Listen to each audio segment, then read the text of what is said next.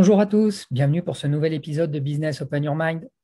Donc aujourd'hui, nous allons avoir une discussion sur un sujet un peu spécifique qui est quelles sont les actions à mettre en place pour vous lancer à l'export. Donc ce sera aussi sur 2 épisodes, donc celui-ci et le prochain. Et l'idée, c'est de voir un petit peu à quoi il faut penser, qu'est-ce qu'il faut mettre en place avant de se lancer. Donc on va considérer que vous avez déjà eu un questionnement sur l'export, vous vous êtes décidé. Vous savez sur quel marché vous allez aller, et puis vous avez récupéré le maximum d'infos sur ces marchés. Donc, maintenant, qu'est-ce qu'il faut faire? La première chose, tout simplement, il faut définir une stratégie par marché. Donc, pour chaque marché où vous avez décidé de vendre votre produit, il faut regarder un petit peu quelles sont les barrières à l'entrée, quels sont les concurrents, les atouts et les faiblesses de votre produit vis-à-vis de ce marché, quelle est la bonne stratégie prix. Et puis, surtout, quelque chose qui est assez spécifique, c'est vraiment tenir compte et faire attention à la culture locale, aux usages et aux habitudes du consommateur. La façon de consommer, la façon d'acheter, la façon de négocier n'est pas la même par pays.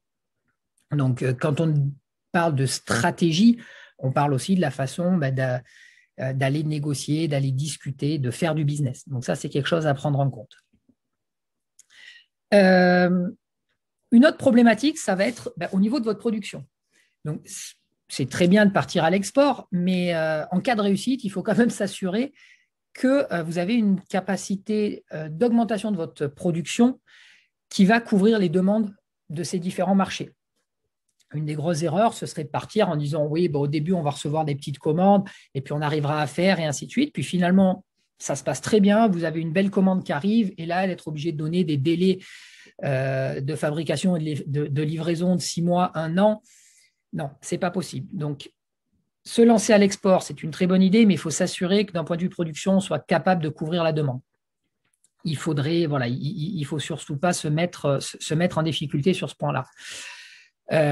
Et bien sûr, voir si dans le temps, plus on va ouvrir de marché, plus la production va devoir augmenter, et si on a la capacité de couvrir dans le temps cette augmentation. Ensuite, il faut regarder aussi un petit peu le mode de représentation, parce que c'est bien de partir à l'export, mais au bout d'un moment, il va falloir avoir quelque chose sur place, travailler sur place. Donc, dans les modes de représentation, qu'est-ce qu'on voit arriver? On a les implantations contrôlées, donc là, ça va être de la vente par Internet, par exemple, avoir directement un commercial ou un salarié sur place via une filiale ou via une succursale, ou voilà, des choses comme ça. Donc ça, c'est vous qui allez le faire. Par contre, attention, ça demande un certain investissement au début. Il faut vraiment être sûr qu'on veut aller sur ce marché-là. Ensuite, on a l'implantation sous-traitée qui sera quand même un petit peu plus facile. Généralement, c'est plutôt là-dessus qu'on va aller.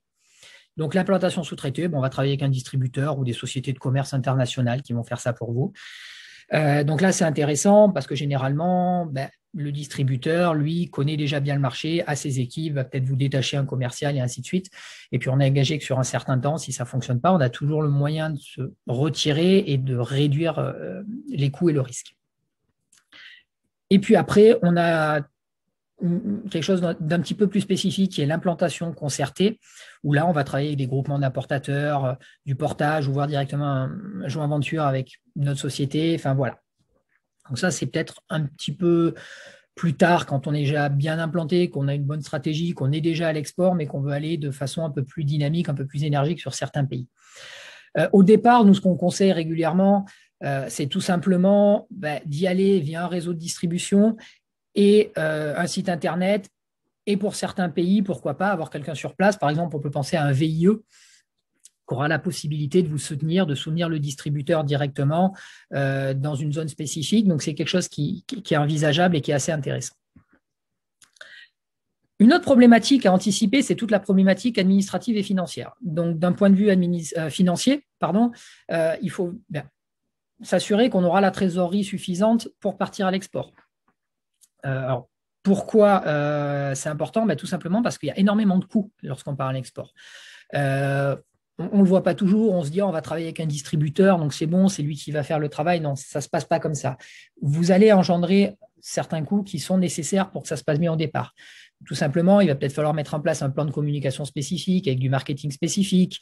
Il va y avoir des frais de déplacement, frais de prospection, tout simplement. Il y a quelqu'un qui va devoir aller sur place régulièrement pour participer au salon avec le distributeur, pour suivre le distributeur dans les premières présentations du produit ou vis-à-vis des KOL, et ainsi de suite. Il y a toute la problématique réglementaire, de propriété intellectuelle, peut-être ou non, ça dépend de la stratégie décidée, la création d'une structure. Il va vous falloir un recours juridique qui ait une compétence internationale. Donc voilà, ça c'est quelque chose qui est aussi assez important. Pourquoi pas, dans certains cas, un recrutement de personnes. Et puis, les frais de change qui apparaissent. Donc, la trésorerie est quand même relativement importante parce qu'il faut s'assurer qu'on arrive à couvrir l'ensemble de ces frais pour pouvoir bien se lancer à l'export.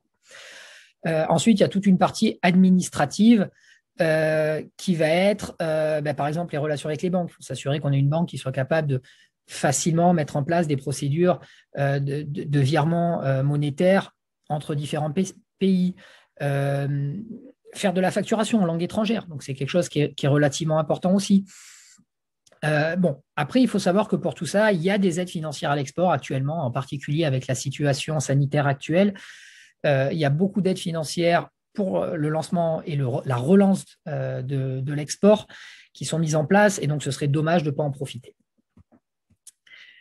Donc voilà, je pense que ce sera tout pour aujourd'hui.